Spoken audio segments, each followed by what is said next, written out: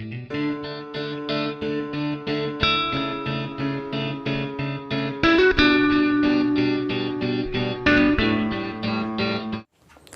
everyone, welcome to all of you. Before starting the session, I would like to introduce myself. My name is Deepak Kumar and I have done diploma and BTech in mechanical engineering. I have also cleared multiple times GATE examination like 2017, 18, 19 as well as 2020. In present time, I am doing my masters in thermal engineering from MNNIT Allahabad. This is the brief introduction about me. Now let's start the session.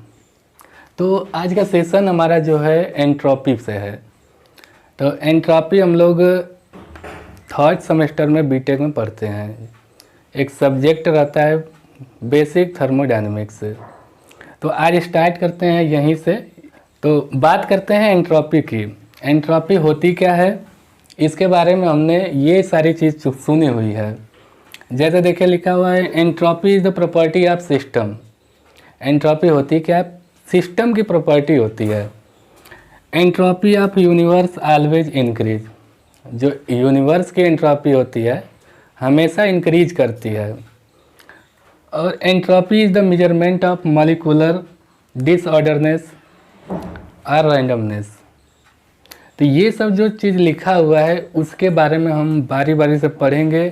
आखिर ये सब चीज़ें कहीं कैसे जा रही हैं, इसका जो बेस है कहाँ से आया, ये हम समझ नहीं पाते हैं कि क्या है एंट्रोपी, इसका फिजिकल सिग्निफिकेंस क्या है। तो इसलिए हम ये चैप्टर उठाएं क्योंकि जब हम पढ़ते हैं first law of thermodynamics, second law of thermodynamics, तो हमको समझ में आ जाता है। जैसे ही हम सेकंड लॉ ऑफ थर्मोडायनेमिक्स के बाद एंट्रोपी में प्रवेश करते हैं तो हमारी स्थिति कुछ गड़बड़ हो जाती है, समझ में थोड़ा कम आने लगता है। तो आज हम बेसिक जो है उसका समझेंगे कि एंट्रोपी आखिर होती क्या है, आई कहाँ से और इसका नाम किसने दिया। ठीक है, तो आज शुरू करते हैं। चलिए, तो एंट्रोपी को समझने से पहले हम लोग जानेंगे कि एंट्रोपी का बेस क्या है, ये एंट्रोपी वर्ड आया कहाँ से। इसको समझने से पहले हम चलेंगे पिछले, इसके पीछे चलेंगे। कहाँ पे, second law of thermodynamics. Second law of thermodynamics से second law of thermodynamics.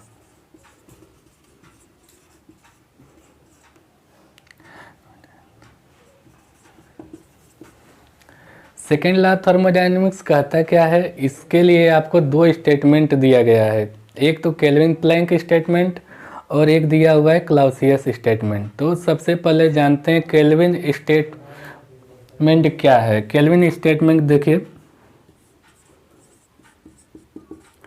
Kelvin Planck statement.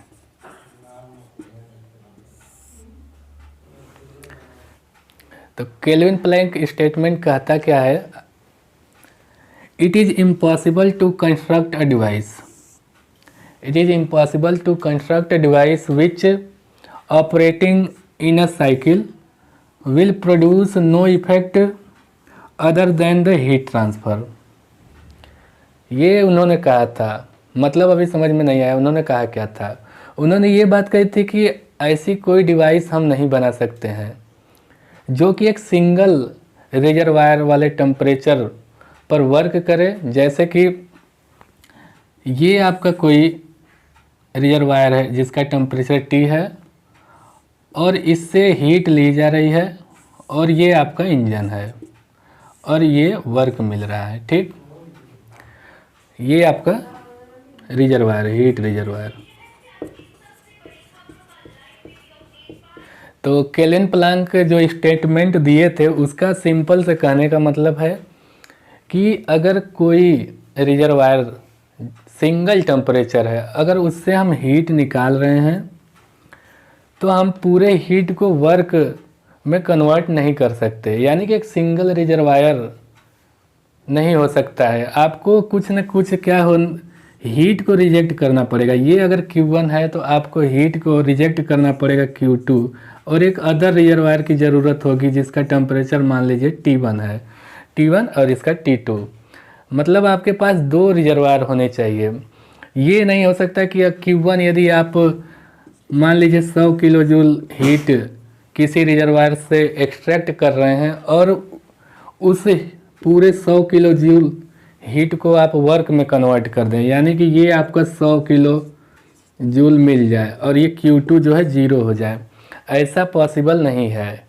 इन्होंने कहा था कि सिंगल रिजर्वायर पे कोई हीट इंजन वर्क नहीं करेगा, ज़रूर कुछ न कुछ हीट को आपको रिजेक्ट करना पड़ेगा जब आप उससे वर्क प्रोड्यूस करेंगे। कहने का मतलब कि किसी भी इंजन की अगर हम इफ़िशियंसी की बात करें तो होता क्या है कि आउटपुट अपॉन इनपुट। तो किसी भी इंजन की इफ़िशियंसी 100% नहीं हो सकती। मतलब यहाँ पर देखिए आउटपुट हमको वर्क मिल रहा है और इनपुट क्या है, क्यू आप दे रहे हैं, हीट जो है इनपुट। मतलब आप 100 किलो जूल हीट देंगे और 100 किलो जूल वर्क पा लिए तो आप कहेंगे कि इफ़िशियंसी हमारी जो है 100% आ गई। यानी कि एक एग्जांपल हम लिए यहाँ पे 100, तो ये आपका हो जाएगा 1 यानी 100%। तो उनके अनुसार, केल्विन प्लैंक के अनुसार जो है किसी भी हीट इंजन की इफ़िशियंसी 100% हो ऐसा पॉसिबल नहीं है। ठीक, तो बात समझ में आएगी। ठीक है, 100% इफ़िशियंसी जो है नहीं होनी चाहिए। तो इनसे पूछा गया कि तब बताइए जो इंजन हम लोग बनाएं उसका मैक्सिमम इफ़िशियंसी कितना होना चाहिए। कोई तो एक मैक्सिमम इफ़िशियंसी होगी कि हम वो इंजन बनाएं और उसकी मैक्सिमम इफ़िशियंसी 100% से कम या कुछ भी हो। बताइए कितना मैक्सिमम से मैक्सिमम इफ़िशियंसी हो सकती है। तब इनका काम ख़त्म। ये कुछ बताया नहीं कि कितना इफ़िशियंसी हमको रहना चाहिए किसी भी इंजन को बनाने के लिए। अब बात करते हैं दूसरा जो स्टेटमेंट है। तो केल्विन प्लैंक ने जैसा कि बताया कि किसी भी हीट इंजन की इफ़िशियंसी 100% नहीं हो सकती। यदि आप उससे कुछ हीट दे रहे हैं किसी भी इंजन को और आप उससे वर्क लेना चाहते हैं तो कुछ न कुछ हीट को रिजेक्ट होना पड़ेगा। ऐसा नहीं है कि आप पूरे हीट को कन्वर्ट कर दिए वर्क में। 100% इफ़िशियंसी जो है पॉसिबल नहीं है। तो हम लोगों ने पूछा बताइए कि ठीक है 100% इफ़िशियंसी नहीं रहेगा। आप पूछ सकते हैं कि बताइए कितना मैक्सिमम इफ़िशियंसी रखनी चाहिए इंजन की। तो इनके पास जो है कोई आइडिया नहीं था कि कितना हम लोग इंजन की इफ़िशियंसी रखें मैक्सिमम से मैक्सिमम। अब ये निकल लिए। अब आए कौन, क्लाउसियस एक साइंटिस्ट थे। उन्होंने कहा कि ये सेकंड लॉ ऑफ थर्मोडायनेमिक्स ये जो दिए हैं ये अपना थर्मोडायनेमिक्स का नियम दे दिए क्लाउसियस जी ने कहा कि आप लोग सभी लोग जानते हैं कि कोई भी हाइयर टेम्परेचर पे बॉडी है, मान लीजिए ये बॉडी है, ये हाइयर टेम्परेचर है सभी लोग। अब इससे जो हीट ट्रांसफ़र होगी लोअर टेम्परेचर, ये लोअर टेम्परेचर की बॉडी है, लोअर टेम्परेचर बॉडी, ये हाइयर टेम्परेचर। तो उन्होंने क्या कहा कि देखिए कोई भी हाइयर टेम्परेचर वाली बॉडी है, अगर उससे हीट ट्रांसफ़र होगी तो हमेशा वो लोअर टेम्परेचर वाले बॉडी के तरफ होगी।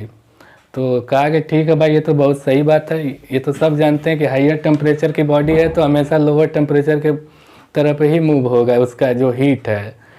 ये थोड़ी होगा कि लोअर टेम्परेचर बॉडी से हम लोग हाइयर टेम्परेचर बॉडी में कर लें। तो उन्होंने क्या बताया कि यदि आपको लोअर टेम्परेचर वाली बॉडी से हीट को हाइयर टेम्परेचर वाले बॉडी में पहुंचाना है तो इसके लिए आपको एक्सटर्नल वर्क करना पड़ेगा।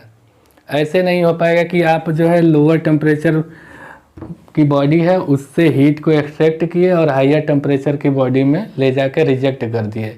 इसके लिए आपको एक्सटर्नल कुछ न कुछ वर्क करना पड़ेगा। तो उनका स्टेटमेंट यही है कि आप लोअर टेम्परेचर वाली बॉडी से हीट को हाइयर टेम्परेचर वाले बॉडी में नहीं ट्रांसफ़र कर सकते हैं। अगर आप करना चाहते हैं तो इसके लिए आप एक एक्सटर्नल वर्क लगाइए। तो देखते हैं कैसे उनका स्टेटमेंट क्या है। तो देखिए क्लाउसियस स्टेटमेंट क्या कहता है कि it is impossible to construct a device, it is impossible to construct a device which operating in a cycle. एक ऐसी डिवाइस बनाना बहुत ही इम्पॉसिबल है कि जो ऑपरेटिंग साइकिल में ऑपरेट हो रही हो। Will produce no effect other than transfer of heat from cooler to hotter body. मतलब क्या है कि अगर आप कूलर बॉडी से हॉटर बॉडी में हीट को ट्रांसफ़र कर रहे हैं तो कोई एक्सटर्नल वर्क या एक्सटर्नल एनर्जी की आवश्यकता होगी। ऐसा नहीं है कि बस आप कूलर से हॉटर बॉडी में हीट को ट्रांसफ़र कर ले रहे हैं। जैसे कि मान लीजिए कोई ये यहाँ पे आपका कूलर वाली बॉडी है जिसका टेम्परेचर T2 है। अब इसको आप कोई एक डिवाइस लगाए, इसको आपको हॉटर बॉडी T1, ये आपकी हॉटर बॉडी है, इसमें आपको हीट को भेजना है। इससे आप हीट रिजेक्ट किए और इसमें ले जाके भेजना है। तो ऐसा नहीं पॉसिबल है कि आप यहाँ से हीट एक्सट्रैक्ट कर लिए और सीधे ले जाके भेज दिए हॉटर वाले बॉडी में। आपको एक्सटर्नल वर्क कोई ना कोई यहाँ पे अलग एनर्जी आपको चाहिए, तब जाके ये पॉसिबल है। तो पूछा गया कि ठीक है, ये बताइए कि हम लोग तो ऐसा कर नहीं सकते कि लोअर टेम्परेचर वाली बॉडी से हीट को रिमूव करके हॉटर वाली बॉडी में हीट पहुंचा दें। तो बताइए वर्क करना पड़ेगा तो हमको मिनिमम वर्क कितना करना पड़ेगा। यदि हम चाहते हैं कि जो लोअर टेम्परेचर वाली बॉडी है उससे हीट रिजेक्ट की जाए तो हमको मिनिमम कितना से कितना वर्क करना पड़े कि ऐसा काम हो सके। तब इनके पास जो है कोई आइडिया नहीं था कि अब क्या बताया जाए कि ठीक है ये तो बता दिए कि एक एक्सटर्नल वर्क की ज़रूरत होगी। अब बताइए मिनिमम वर्क कितना दिया जाए कि लोअर टेम्परेचर वाली बॉडी से हीट रिमूव करके हायर टेम्परेचर वाली बॉडी में पहुंचा दिया जाए। तब इनका कोई आइडिया नहीं निकला। अब आते हैं कौन, एक फ्रेंच मिलिट्री इंजीनियर जिनका नाम है सोडी कार्नाट। ये आए और इन्होंने बताया कि आपकी जो मैक्सिमम इफ़िशियंसी कब होगी और आपको कितना मिनिमम वर्क करना पड़ेगा जो है लोअर टेम्परेचर वाली बॉडी से हीट को रिजेक्ट करने में हायर टेम्परेचर वाली बॉडी में। तो आइए देखते हैं कार्नाट जी ने क्या कहा। इसके लिए एक साइंटिस्ट मिलिट्री इंजीनियर थे, वो फ्रेंच मिलिट्री इंजीनियर सोडी कार्नाट जी ने, उन्होंने आगे बताया कि देखिए उन्होंने एक साइकिल भी दे दी कि अगर आपकी साइकिल इस पर वर्क करेगी तो ये जो है मैक्सिमम एफिशिएंसी देगा। तो उन्होंने कहा क्या कि जैसे आप कोई इंजन बना रहे हैं, ये आपका क्या है सोर्स का टेम्परेचर हमको पता है, मान लीजिए T1 है सोर्स का टेम्परेचर। इससे आप हीट क्या किए, एक्सट्रैक्ट किए, कोई हीट रिजर्वायर है उससे हीट को रिजेक्ट किए आप, और ये आपका हीट इंजन है और ये साइकिल में वर्क कर रहा है, ठीक, साइकिलिक वर्क कर रहा है। और ये आपका W है, ये हीट हम लोग की रिजेक्ट भी हो रही है कुछ। ये T2 जो है सिंक का टेम्परेचर, क्योंकि केल्विन प्लैंक ने बताया कि आपको हीट रिजेक्ट करानी पड़ेगी क्योंकि 100% एफिशिएंसी नहीं रख सकते हैं। तो उन्होंने बताया कि अगर आपका सभी प्रोसेस जो है रिवर्सिबल है, अगर आप जो हीट एक्सट्रैक्ट कर रहे हैं जो Q1 है आपका रिवर्सिबल हीट एडिशन हो रहा है। अगर रिवर्सिबल हीट एडिशन आप कर रहे हैं रिवर्सिबल तरीके से, रिवर्सिबल पाथ को फॉलो कर रहे हैं हीट ऐड करते समय, और रिजेक्ट भी हो रहा है आपका रिवर्सिबल ये प्रोसेस, और ये जो साइकिल भी है वो भी है रिवर्सिबल, तब जो इस समय जब आप वर्क पाएंगे वो रहेगा वर्क आपका मैक्सिमम, और इफ़िशियंसी जो आपको मिलेगी वो भी इफ़िशियंसी मैक्सिमम रहेगी। यानी कि सारा जो वर्क हो रहा है वो रिवर्सिबल होना चाहिए, जिससे हमको मिलेगा maximum efficiency and maximum work output. अब इससे ज़्यादा वर्क हमको मिलेगा ही नहीं। तो अगर आपको यहाँ से इफ़िशियंसी निकालनी पड़ेगी तो अब जो यहाँ पे Q जो है ये रिवर्सिबल हो गया और आपको वर्क जो मिल रहा है ये हो गया। तो इफ़िशियंसी आपको यहाँ पे जो मिलेगी इफ़िशियंसी मैक्सिमम मिलेगी, और ये जो वर्क आउटपुट है ये भी आपका मैक्सिमम मिलेगा। ये इन्होंने बताया कार्नाट जी ने। और उन्होंने एक साइकिल बनाई जिसका नाम है कार्नोट साइकिल। अभी हम उसको भी डिस्कस कर लेते हैं कि कौन सी साइकिल है। तो देखते हैं।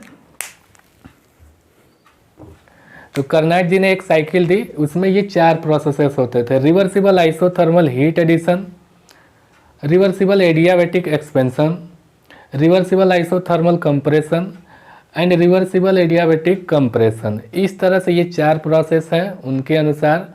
और इस तरह अगर कोई भी इंजन इस साइकिल पे वर्क करेगा तो वो मैक्सिमम एफिशिएंसी देगा। और उन्होंने ये भी बताया कि इफ़िशियंसी जो है रिवर्सिबल साइकिल की, इफ़िशियंसी रिवर्सिबल साइकिल की वो हमेशा जो है हायर टेम्परेचर क्या है और लोअर टेम्परेचर क्या है उसी पे डिपेंड करती है। आप कौन सा वर्किंग सब्सटेंस इंजन में यूज कर रहे हैं उससे मतलब नहीं है। आपका जो हायर टेम्परेचर कितना है और लोअर टेम्परेचर कितना है ये बस ये मतलब रखता है कि हायर टेम्परेचर कितना है, लोअर टेम्परेचर कितना है, आप उससे इफ़िशियंसी निकाल सकते हैं रिवर्सिबल इंजन की। सपोज आपको पता है कि इसकी इफ़िशियंसी हमको निकालना होगा तो हायर टेम्परेचर यदि T1 है और लोअर टेम्परेचर T2 है तो आपकी इफ़िशियंसी 1 - T2/T1, ये आपका इफ़िशियंसी इनके अनुसार हुई। तब ये जो इफ़िशियंसी है मैक्सिमम इफ़िशियंसी है। कोई भी रिवर्सिबल इंजन है अगर वो उसका दिया हुआ है temperature, higher temperature and lower temperature, तो आप निकाल देंगे कि उससे इफ़िशियंसी, और ये जो इफ़िशियंसी आएगी वो मैक्सिमम रहेगी। तो कार्नोट जी ने थ्योरम भी 2 दिए थे।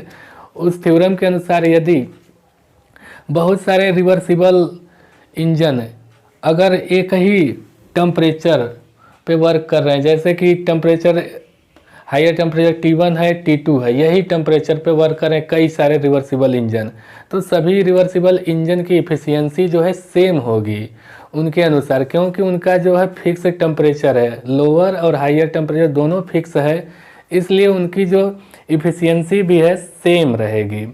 और एक दूसरा उनका जो नियम निकला है उसमें से, उसके अनुसार उन्होंने कहा कि अगर बहुत सारे इंजन एक साथ हायर टेम्परेचर और लोअर टेम्परेचर पे काम कर रहे हैं, कोई रिवर्सिबल है कोई इरिवर्सिबल इंजन है, तो जो मैक्सिमम इफ़िशियंसी होगी वो रिवर्सिबल इंजन की मैक्सिमम इफ़िशियंसी होगी। कोई भी इंजन हो, उससे वर्किंग फ्लूइड से कोई मतलब नहीं है कि किस वर्किंग फ्लूइड से आप वर्क कर रहे हैं, इससे उनको कोई मतलब नहीं। बस आपको पता रहना चाहिए हायर टेम्परेचर और लोअर टेम्परेचर। इससे उन्होंने ये दे दिया कि जो इफ़िशियंसी है फंक्शन होता है टेम्परेचर का, लोअर टेम्परेचर और हायर टेम्परेचर का। ये था नियम आपका कार्नोट का। ये Q1 Q2, ये हायर टेम्परेचर T1 T2, ये आपका वर्क मिल रहा है, ये हीट इंजन है। तो कार्नोट थ्योरम के अनुसार जो है Q1/T1 is equal to Q2/T2। ये वैलिड है किसके लिए? रिवर्सिबल इंजन के लिए, रिवर्सिबल के लिए इंजन। जब रिवर्सिबल इंजन रहेगा तो Q1/T1 is equal to Q2/T2। उन्होंने ये प्रूव किया था Q1/Q2 ये जो है T1/T2 के बराबर होगा। किसके लिए? रिवर्सिबल के लिए। तो ये जब हम पढ़ेंगे रिवर्सिबल वाले चैप्टर में तो वहाँ पे समझ में आएगा कि Q1/Q2 जब हम कार्नोट थ्योरम पढ़ेंगे तो वहाँ पे डिस्कस कर लेंगे। लेकिन हमारा जो मेन मोटिव है, हमको समझना है एंट्रोपी को, इसलिए एंट्रोपी को समझने से पहले ये चीज़ें जानना है कि Q1/Q2 बराबर T1/T2 ये केवल वैलिड रहेगा रिवर्सिबल के लिए, रिवर्सिबल इंजन के लिए ये चीज़ें वैलिड रहेंगी। इतना बेसिक समझने के बाद अब हम चलते हैं एंट्रोपी चैप्टर में। ये हमारा बेसिक था। सबसे पहले आपको केल्विन प्लैंक स्टेटमेंट आनी चाहिए। केल्विन प्लैंक ने क्या कहा था? केल्विन प्लैंक ने कहा था कि ऐसा कोई भी इंजन नहीं बनाया जा सकता है जो एक ही रिजर्वायर पे काम करे, जैसे एक ही रिजर्वायर से हीट ली जाए और उससे वर्क में कन्वर्ट कर दिया जाए, ऐसा कभी पॉसिबल नहीं है। हमेशा आपको एक हीट रिजर्वायर और ज़रूरत होगी, क्योंकि कुछ न कुछ आपकी हीट जो है लॉस रिजेक्ट हो जाएगी। तो आप जैसे 100 किलो जूल हीट है तो आप उससे टोटली वर्क में 100 किलो जूल वर्क में नहीं कन्वर्ट कर सकते। मान लीजिए आप उसको 80 में कन्वर्ट कर सकते हैं, तो 20 क्या होगा? रिजेक्ट होगा। तो ये आपका क्या था? केल्विन प्लैंक का स्टेटमेंट। और क्लाउसियस से स्टेटमेंट क्या कहा था कि आप ऐसा कोई भी डिवाइस नहीं बना सकते हैं कि लोअर टेम्परेचर की हीट को, लोअर टेम्परेचर वाले बॉडी की हीट को आप हायर टेम्परेचर वाले बॉडी में हीट को ट्रांसफ़र कर सकते हैं। मतलब कि आप लोअर टेम्परेचर से हायर टेम्परेचर में हीट को रिमूव नहीं कर पाएंगे। आपको एक एक्सटर्नल वर्क की ज़रूरत पड़ेगी। अगर आप एक एक्सटर्नल वर्क लगा देंगे तो ऐसा पॉसिबल है। ठीक, तो पूछा गया कि बताइए, उनसे पूछा गया इफ़िशियंसी हम कितना रखेंगे, तो वो भी नहीं बता पाए। और ये इनसे पूछा गया कि बताइए हम लोग मिनिमम वर्क कितना रखेंगे, तो ये भी असफल रहे। तब आना पड़ा किसको, कर्नाट को। कर्नाट जी ने कहा कि अगर आप रिवर्सिबल इंजन का यूज करेंगे तो उस समय इफिशियंसी आपकी मैक्सिमम आएगी, आपका वर्क आउटपुट भी मैक्सिमम आएगा। और और इधर बात करते हैं रिवर्स कर्नाट की, तो उन्होंने कहा कि अगर आप इसमें भी रिवर्सिबल तरीके से आप यूज कर रहे हैं, लोअर बॉडी को हायर बॉडी में लोअर बॉडी की हीट को हायर बॉडी के हीट में पहुंचा रहे हैं, तो आपको रिवर्सिबल प्रोसेस होगा, तो आप वर्क जो है मिनिमम करेंगे। अब देखते हैं कि क्लाउसियस थ्योरम, इतना पढ़ने के बाद एंट्रोपी में आते हैं तो क्लाउसियस थ्योरम। क्लाउसियस जी हैं जो एंट्रोपी के जनक हैं, उन्होंने ही बताया था कि एंट्रोपी कोई चीज़ है। इतना ये लोग काम कर लिए, फिर उसके बाद आ गए क्लाउसियस जी ने एक थ्योरम दिया, उसी थ्योरम से एंट्रोपी की डिफिनेशन बनती है, तो उसी को हम लोग पढ़ते हैं। सबसे उसको पढ़ने से पहले कुछ चीज़ें और क्लियर करेंगे, जैसे कि देखिए एंट्रोपी थ्योरम।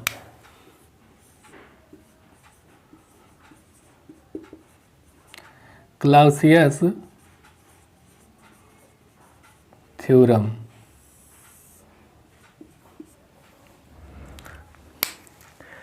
तो क्लाउसियस थ्योरम हम शुरू करते हैं। हम ये समझ रहे हैं कि आपको फर्स्ट लैब थर्मोडायनेमिक्स आ रहा है, आप पढ़ चुके हैं, तभी इसमें यूज कर पाएंगे। तो चलिए, और रिवर्सिबल पाथ क्या होता है, रिवर्सिबल पाथ क्या होता है, ये भी हम ये समझ रहे हैं कि आप समझ रहे हैं रिवर्सिबल क्या होता है, इरिवर्सिबल। अगर नहीं समझ रहे हैं तो एक आपको प्रोसेस से हम बताना चाहेंगे कि रिवर्सिबल पाथ वो प्रोसेस होता है जैसे कि कोई प्रोसेस आप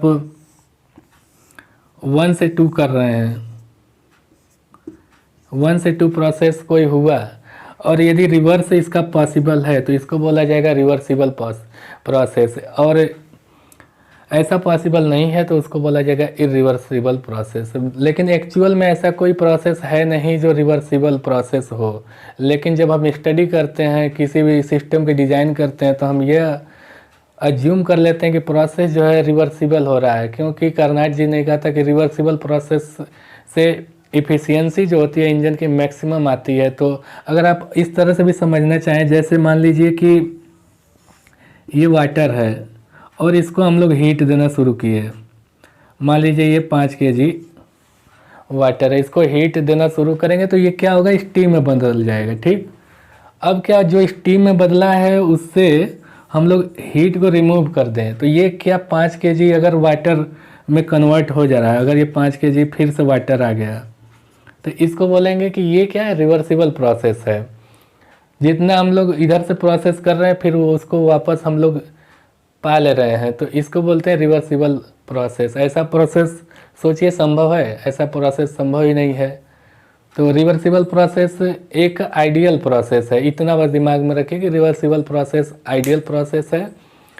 जब हम इसका डिटेल में क्लास लेंगे थर्मोडायनेमिक्स का, तो वहाँ पे और डिटेल में समझेंगे कि रिवर्सिबल प्रोसेस होता क्या है। अभी के लिए आप समझेंगे कि रिवर्सिबल प्रोसेस जो है एक आइडियल प्रोसेस है, इसमें कोई फ्रिक्शन नहीं होता है, कोई लॉसेस नहीं होती है, इतना दिमाग में रखेंगे। और लेकिन एक्चुअल में ऐसा प्रोसेस कोई भी नहीं है कि जो रिवर्सिबल हो। बट कर्नाट ने कहा था कि रिवर्सिबल प्रोसेस से अगर हमारा इंजन वर्क कर रहा है तो वो इफ़िशियंसी जो है मैक्सिमम देगा, और किसी भी इंजन की इफ़िशियंसी मैक्सिमम होगी जब वह रिवर्सिबल इंजन या रिवर्सिबल साइकिल पे वर्क करेगा।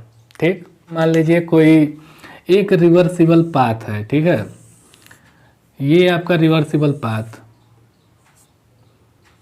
रिवर्सिबल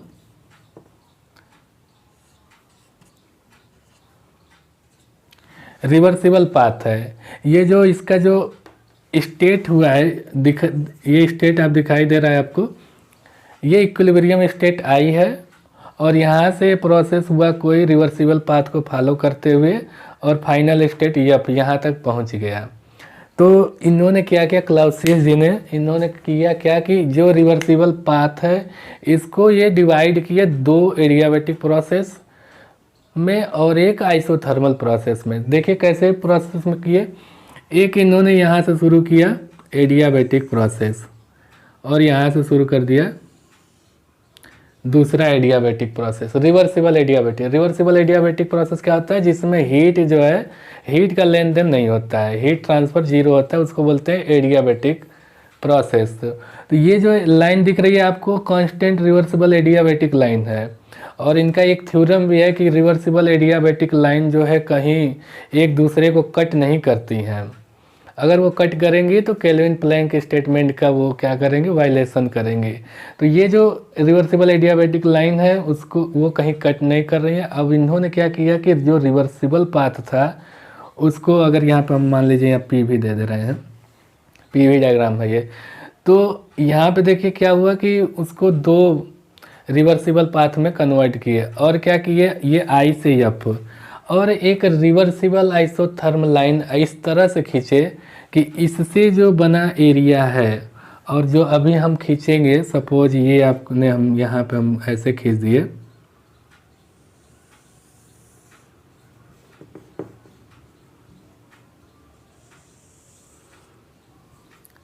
ये जो लाइन है इसका नाम हम दे दिए ए और इसका नाम दे दिए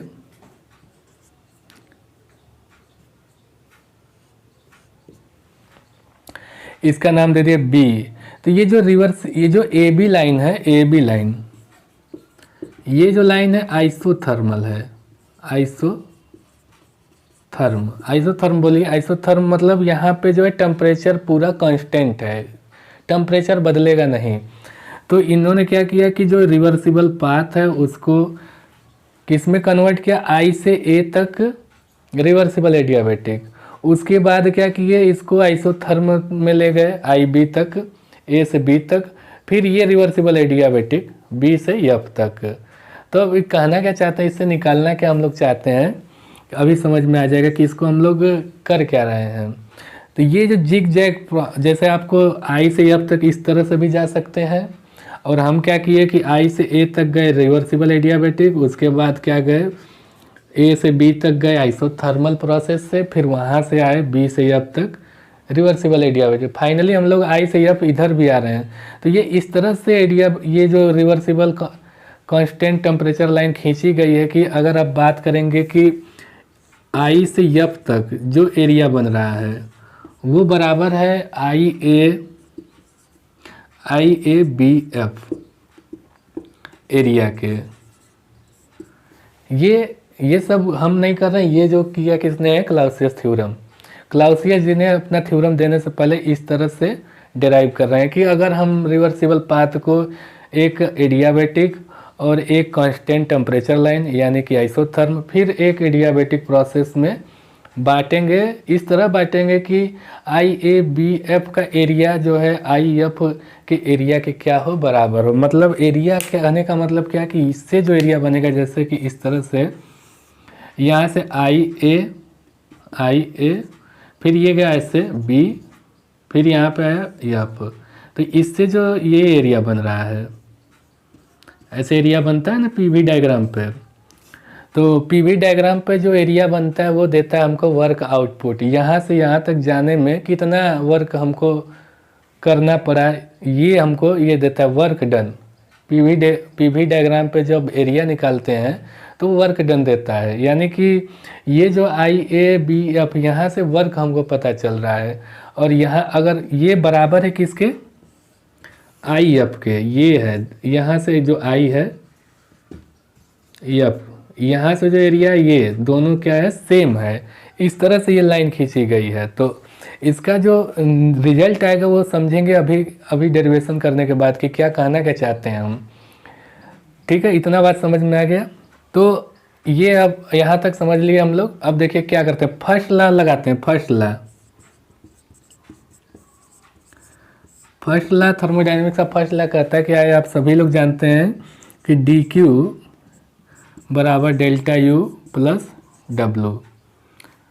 ठीक, यहाँ पर देखिए हम लोग आई से एफ तक लगा रहे हैं, आई से एफ तक अगर हमको लगाना है डी क्यू तो मतलब क्यू आई टू एफ हो जाएगा डेल्टा यू, मतलब क्या यू एफ माइनस यू आई होगा, प्लस ये डब्लू, डब्लू क्या है आई एफ, डब्लू जो है एरिया निकाल देंगे आई से एफ तक तो ये निकल जाएगा। ये हमारा क्या हो गया इक्वेशन नंबर 1।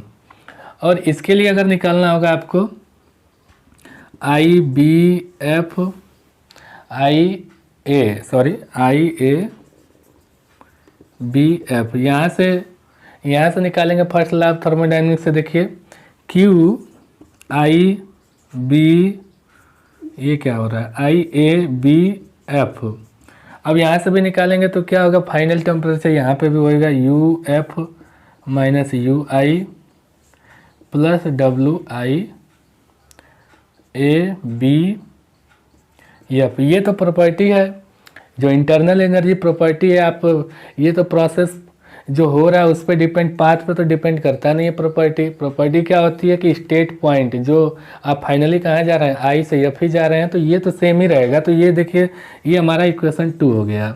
तो हम देख क्या रहे हैं कि ये वाला हम लोग पहले से ही कह दिए हैं कि जो एरिया हम लोग ये खींचे हुए हैं उसके बराबर है, और ये यहाँ पे डब्लू आई एफ। तो ये आपका दोनों अगर इक्वेशन 1 और 2 को देखें तो ये देखिए सेम हो गया, तो हम ये भी सेम हो गया, तो हम लिख सकते हैं Q I F is equal to Q I A B F, ये लिख सकते हैं। मतलब क्या, इसका मतलब क्या कि ये जो प्रोसेस में हीट ऐड हुआ है और ये जो पाथ में हीट ऐड हुआ है दोनों सेम हुआ है। तो अगर आप इसको भी तोड़ना चाहें क्यू, तो यहाँ से देखिए Q I A plus Q A B plus Q B F.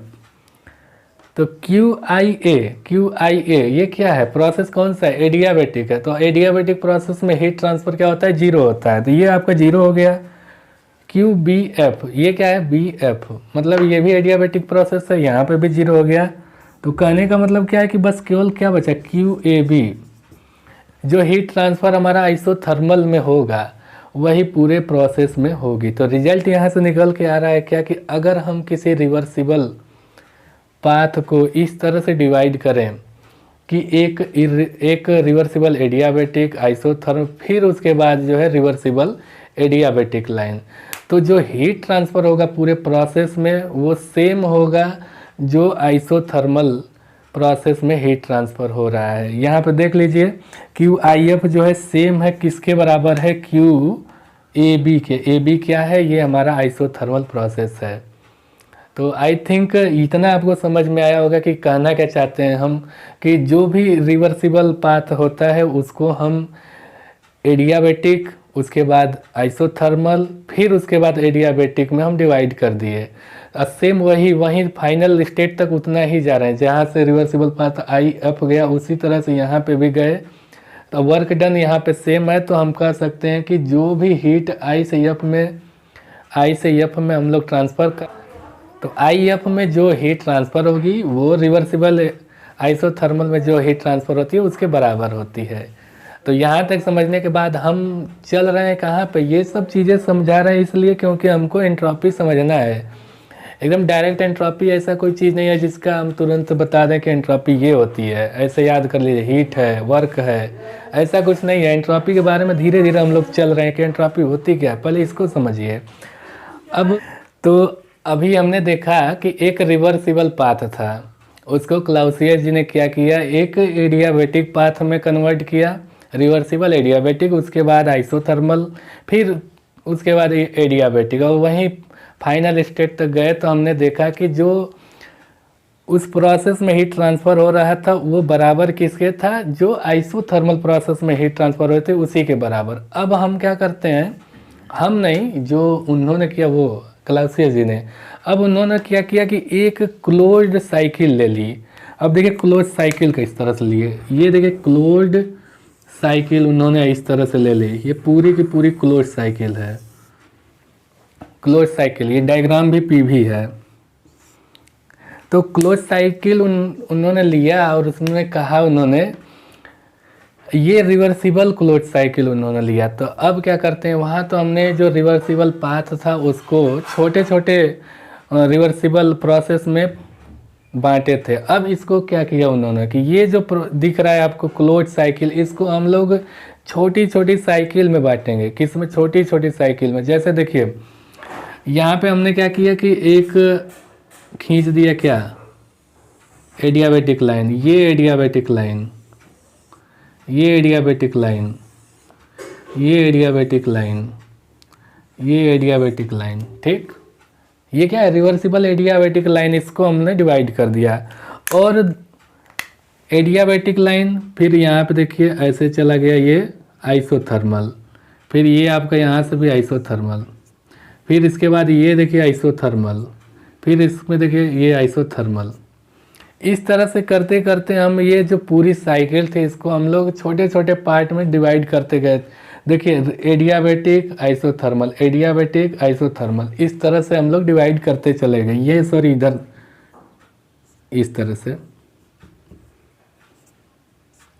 ये सब काम जो है क्लाउसियस जी ने किया। तो हम लोग कहना क्या चाहते हैं कि जो पूरी साइकिल है उसको छोटे छोटे एक कर्नाट साइकिल बनाते जा रहे हैं। कर्नाट साइकिल अभी हमने बताया कि देखिए एक एडियाबेटिक होता है, फिर उसके बाद क्या होता है आइसोथर्मल, फिर रिवर्सिबल एडियाबेटिक, फिर आइसोथर्मल। उसी तरह से यहाँ पे बनाते जा रहे हैं। देखिए जैसे मान लीजिए हम यहाँ इसको नाम देते हैं ABCD और इसका टेम्परेचर T1, इसका टेम्परेचर T2।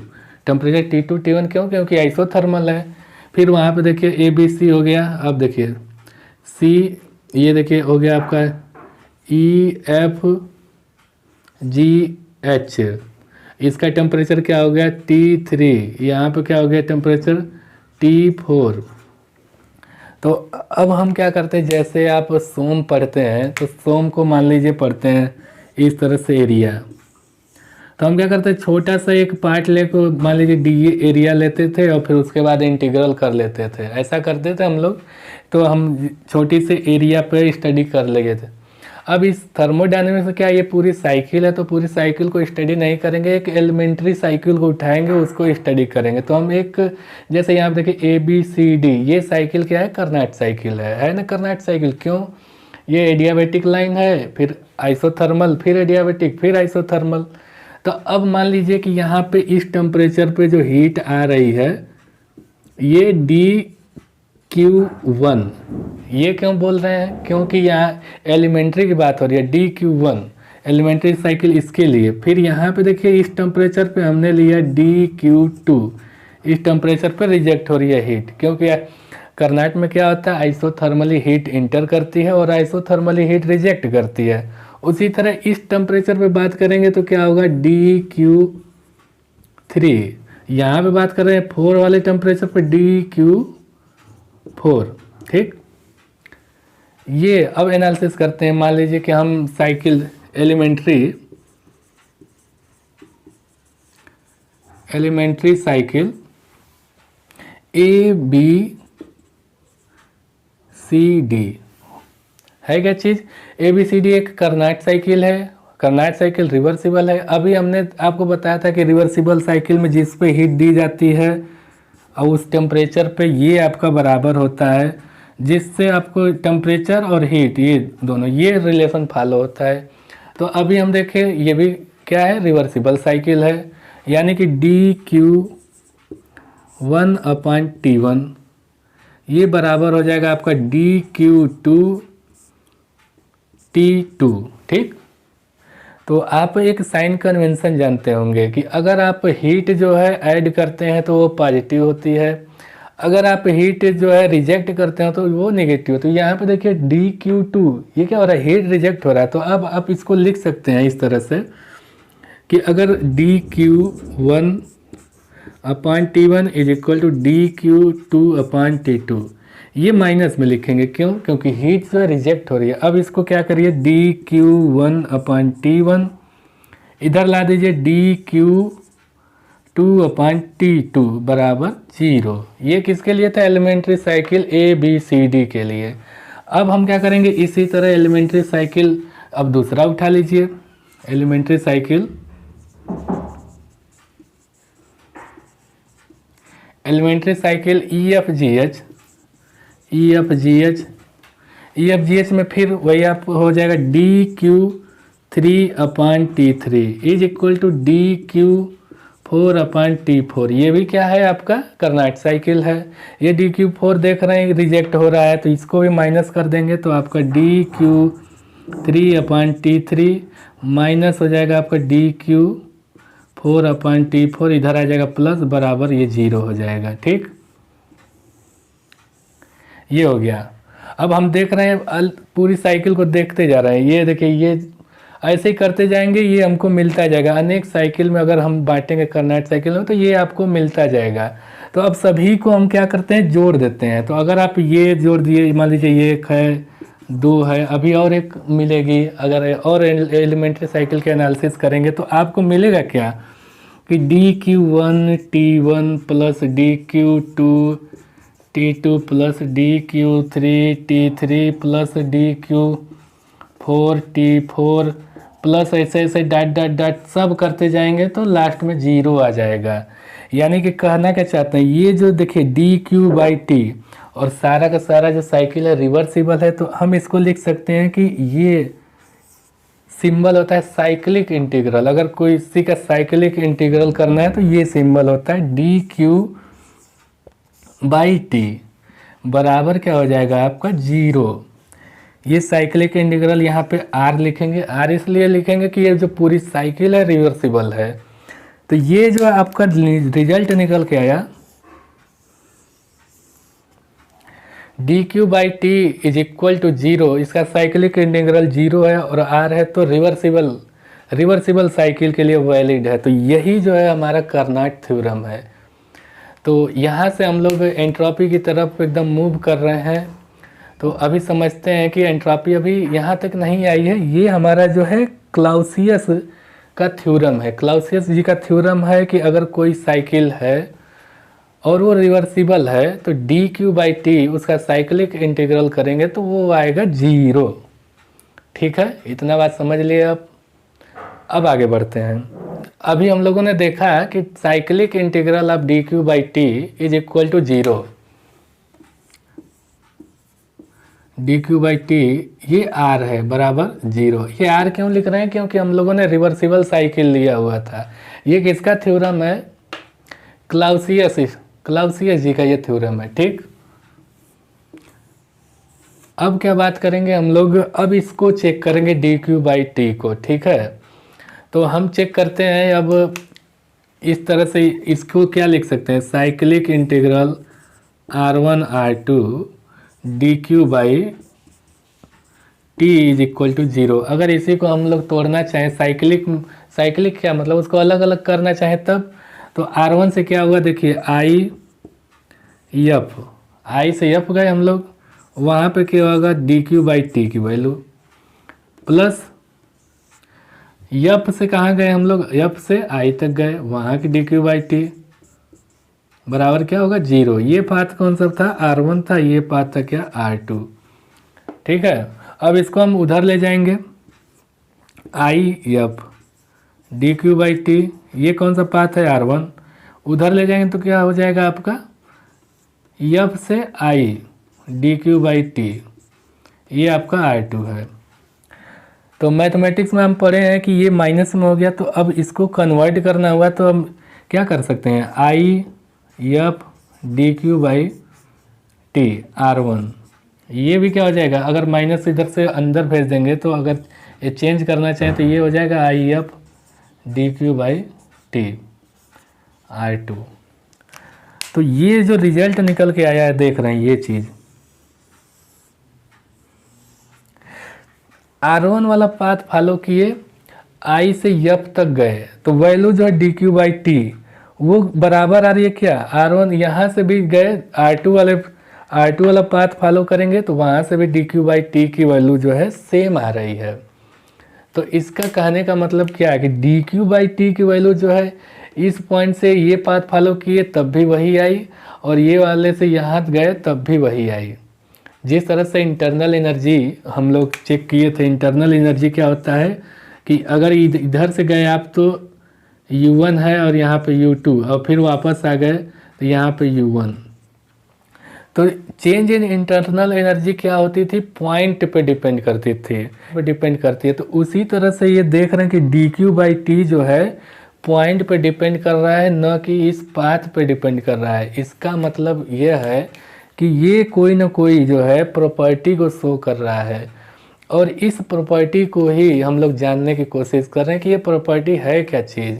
तो इस प्रॉपर्टी को क्लाउसियस जी ने नाम दे दिया, और यहीं पर उसका नामकरण कर दिया गया कि जो ये हम लोग प्रॉपर्टी है इसको हम लोग लिख दिए ये यस है, यानी कि एंट्रोपी है, एंट्रोपी है। तो ये देखिए dq/t दोनों पाथ में सेम हो गया, तो इसका मतलब हम समझ गए कि ये जो शो कर रहा है एंट्रोपी को शो कर रहा है, ये जो एंट्रोपी को शो कर रहा है। अगर हमको कहना हुआ कि जो है R1 फॉलो कर रहे हैं तो IF dq/t इसको हम लिख सकते हैं yes F minus yes I. क्यों? क्योंकि ये प्रॉपर्टी को शो कर रहा है। अगर इसको और फॉर्म में लिखना चाहे dq/t तो ये सीधे आप ds लिख सकते हैं, ठीक। dq/t बराबर ds। ds क्या है? ये एक प्रॉपर्टी है, यहीं से निकल के आया कि प्रॉपर्टी क्या है, एंट्रोपी है। तो ये केवल अभी हम लोग रिवर्सिबल के लिए वैलिड कर रहे हैं कि रिवर्सिबल था, dq/t को हम लोगों ने एंट्रोपी कह दिया, ठीक है। तो रिवर्सिबल प्रोसेस के लिए ds बराबर dq/t, ये आज हमने सीख लिया। तो अभी हमने क्या सीखा कि जो रिवर्सिबल पाथ से R1 और R2 को ले गए तो जो ds है ये क्या है, प्रॉपर्टी है। अभी हमने सीखा ds जो क्या है, एक प्रॉपर्टी है। ds हम कब लिख सकते हैं, इसको लिख सकते हैं dq, ये r है और t है। ये हमने प्रूव कर लिया कि ds जो है प्रॉपर्टी है। अगर प्रॉपर्टी है तो ये आपका फॉलो करेगा, हर प्रॉपर्टी जो नियम फॉलो करती है वही फॉलो करेगा। ये ds जो आप यहाँ से क्या हो गया, एग्जैक्ट डिफरेंशियल हो गया, एग्जैक्ट डिफरेंशियल। और सभी प्रॉपर्टी क्या होते हैं, पॉइंट फंक्शन होते हैं, पॉइंट फंक्शन होते हैं। पॉइंट फंक्शन का मतलब ये जो है पाथ पे डिपेंड नहीं करेंगे। हमने कह दिया कि एंट्रोपी जो प्रॉपर्टी है इसलिए ये पॉइंट फंक्शन है। तो अगर आपसे कह दिया जाए कि आप ये जो है कोई प्रोसेस एक ये जो है इरिवर्सिबल प्रोसेस है, इरिवर्सिबल प्रोसेस को कैसे दिखाते हैं, इस तरह से I से F। तो अब बताइए इसमें एंट्रोपी चेंज कितना हुआ, तो आप क्या बोलेंगे, आपसे पूछा जाएगा कि yes F minus yes I बताइए। तो आप इसमें इरिवर्सिबल प्रोसेस है तो नहीं निकाल सकते, आप इसको क्या करेंगे, एक रिवर्सिबल प्रोसेस में कन्वर्ट करेंगे इस तरह से। तो रिवर्सिबल प्रोसेस में कन्वर्ट करेंगे तो ये आप जानते हैं कि रिवर्सिबल प्रोसेस क्या होता है, I से F dq/t, ये R, तब जाके आप निकाल लेंगे। तो रिवर्सिबल प्रोसेस में आपको कन्वर्ट करना पड़ेगा। जब कभी भी आपको इरिवर्सिबल में दिया हुआ है तो आप उसको रिवर्सिबल प्रोसेस में कन्वर्ट करेंगे, फिर ये फार्मूला लगा के आप निकाल लेंगे। तो आई होप आप इतना समझ पाए कि ये जो कहानी चल रही थी, अभी हम लोग रिवर्सिबल तक पहुंच गए हैं जहाँ पे एंट्रोपी जो है निकालना सीख गए कि एंट्रोपी एक प्रॉपर्टी है। अगर कहीं इरिवर्सिबल प्रोसेस है, अगर उसकी एंट्रोपी निकालनी है तो आप उसे जो है रिवर्सिबल में कन्वर्ट करेंगे तब निकालेंगे एंट्रोपी। रिवर्सिबल पाथ होगा तो वही एंट्रोपी होगी, जो इरिवर्सिबल पाथ होगा वही एंट्रोपी सेम होगी। क्यों? क्योंकि एंट्रोपी जो है एक पॉइंट फंक्शन है, ये जो पाथ पे डिपेंड नहीं करती है। ये बस इसके लिए चाहिए कि आपका इनिशियल पॉइंट क्या है, फाइनल पॉइंट क्या है। तो इसलिए हम लोग रिप्लेस कर देंगे एंट्रोपी को निकालते समय इरिवर्सिबल पाथ को रिवर्सिबल पाथ में।